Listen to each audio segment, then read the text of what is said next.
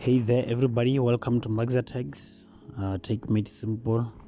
So today on this session, I will be teaching you how to program a simple calculator in Python.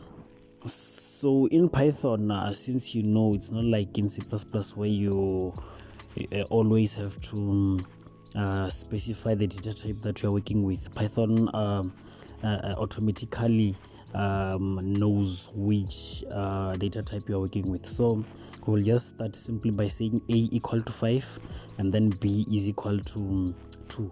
So automatically these are integers since there's no comma or nothing or any parenthesis that's showing that it's a string, so they will be taken as integers.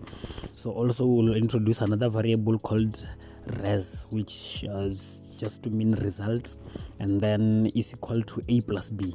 So already I'm sure you have an idea of what's happening when we say print results. Now we will have 5 plus 2 as it is. So it will say 5 plus 2 and then 5 plus 2 will be 7. Let's run and see. Yes, it's 7. 5 plus 2 is 7. So it's outputting 7 because it's an integer, as I said before. And then if we can put multiplication, 5 multiplied by 2 is 10, since you know, same thing. So we use asterisk for multiplication in programming, or let me say in Python, since we're dealing with Python. So another thing that I can show you, we can also use a subtraction sign. So we can say a minus b, which will be 5 minus 2, which is 3. So you can see the results are correct. And also we also have another operator called division. So this is a division that will output a floating point. If you write just 1 forward slash, it will give you a floating point as a result. But if you use double slash, it will give you a 2 with no, it will not show any decimal. It will just give you a 2, and then it will round it to the nearest whole number. So also we have another operator called modulus, which gives the remainder of whatever the number that we are dividing. So it will give a remainder. As you can see now, I'm writing a remainder. So if we run this, it's going to give us 1, because if you divide 5 by 2, the remainder is only 1, because 2 goes into 5 2 times and then it leaves 1, so the remainder is 1. So that's how it is. So if there was no remainder, it was just going to write 0. So let me delete these. So since that way it was for us declaring and assigning. So there's declaring and assigning, and also prompting the user for an input.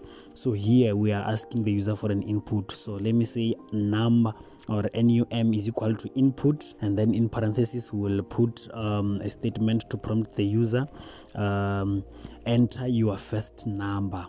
So this will just ask the user to enter their first number. So let me just copy this and paste below, and then change the variable, since almost every programming language is case sensitive and name sensitive. So if I use the same variable, it will confuse the compiler somehow. So now you can see I'm writing num1 is equal to input, enter your second number.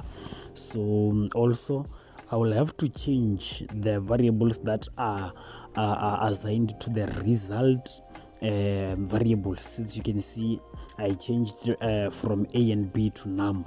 So now we will work with result is equal to num modulus num. So you can see, let me run the program, enter your first number.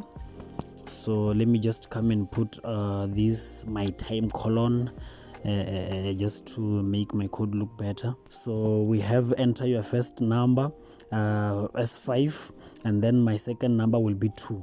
So okay, not argument okay, now you can see we are having that error, which is telling that us that input that was taken is taken as a string.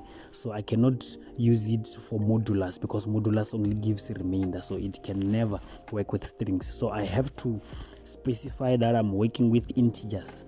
So integers, and then now we'll run the program, and then enter your first number. My first number is 5, my second number is 2, and then 5 modulus 2, the remainder is 1. just by including the integer part, the integer, only the data type. You just have to specify the data type. So let's change the operator to subtraction, which is going to give us same thing. 5 minus 2 is 3, and then if you can change it to plus, and then we prompt the user, and the user enters 5 and 2, it will give us 7. 5 plus 2 is 7. So if we try and use floating points here, it's going to give us an error, since you are using integers for floating point. You can see from my first number, it's giving value error invalid literal for integer. So I have to use integers only if I specified to use integers. So now let me go and specify on my input that I want to work with floating points. So it will be float, and then I'll just run. So since you can see, enter your first number 5, and then okay, let me say 2.5, and then you can see the result is 7.5. Now it's no longer giving an error when I input a floating point. 5.3 also, and 2.7 is giving us 8.0. So also the results will be a floating point. 8.0 is a floating point. It will not give us 8 as it is. So also we can use division, and then let's say 5 divided by 2.3, and then it will give us 2 point blah blah blah blah blah blah, since this one here gives us floating points. So this one of double slash is just going to round to the nearest number. I can say 5 divided by 2.3, and then it will give us 2.0, since it rounds to the nearest number. So also if I can enter 5.44 divided by 2.33, give us 2.0, since it's just rounding off to the nearest number. And then if I change back to a single slash and enter the same numbers, now it's giving me 2.334 blah blah blah blah blah. So that's how it is. So also when we are outputting, we can also include parentheses for string and say answer is, just to show that this is my answer, and then you will see how different it is. So just don't forget to put something to separate the answer is and the results. So it's giving an error, or I'm concatenating a string with a float. So I don't think that's allowed in Python. So I'll just use a comma to separate the string and the float. So as you can see now, answer is 1.5. So that's how it is. Program a simple calculator and also inputting and outputting in Python. Thanks very much everyone for tuning into my video. Please keep on subscribing, liking, sharing. See you next time.